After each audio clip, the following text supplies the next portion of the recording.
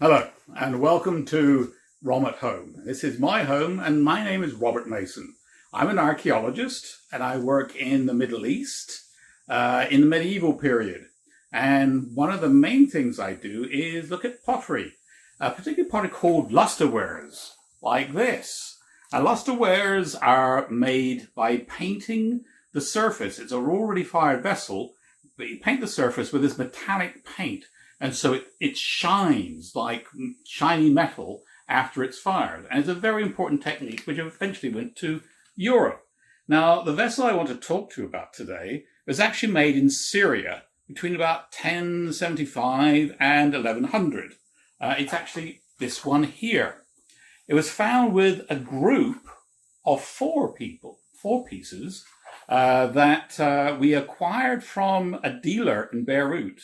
Now, we don't actually know where he got it from, but we do know that other people found about 100 of these pieces in a cave near the village of Tel Menis in northern Syria. And so often these lusterwares are called Tel Menis wares after the village.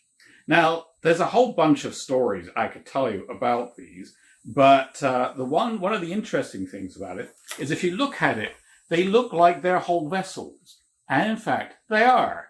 They are like 1,000 years old and they've never been broken, which is very unusual. This hardly ever happens. Most of the time, archaeologists find broken pottery, little bits of shards, sometimes enough pieces that you can start putting it together, then filling it with plaster and you paint it, and it looks like a whole vessel when you put it in a museum gallery.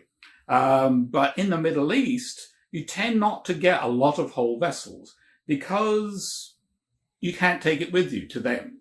The community of the Middle East in the medieval period would be Muslims, Christians, Jews, and none of these people put things in tombs. In other parts of the world, they're burying their dead with pottery, for instance, in their tombs. And so you get a lot of whole vessels. So this is quite unusual. Now, some years ago, before I started doing my research on it, when this pottery was made, it could be up to 100 years after when I think it was made, and a lot of other people think it was made now because of some recent evidence from Iran.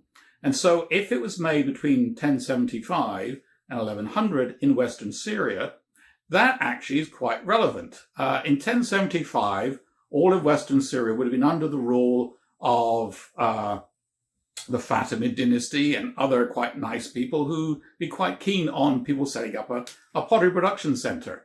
But in 1098, the Crusaders arrived, and they arrived at Antioch. They massacred everybody, the Eastern Christians as well as the Muslims, and of course the Jews. Everybody got massacred, and they massacred a number of other people as they went down to Jerusalem, where there was, of course, the big massacre.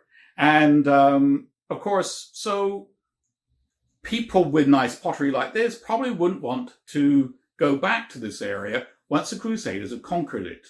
The Crusaders were still in part controlling Western Syria for 50 or up to 200 years later. And so the potters or whoever left the pottery would have moved on. They started production centers in Damascus and Raqqa in eastern Syria, and the pottery was forgotten until it was found and now is in major museum collections around the world. So that's the story I have to tell today. But another interesting question is, what is it a picture of?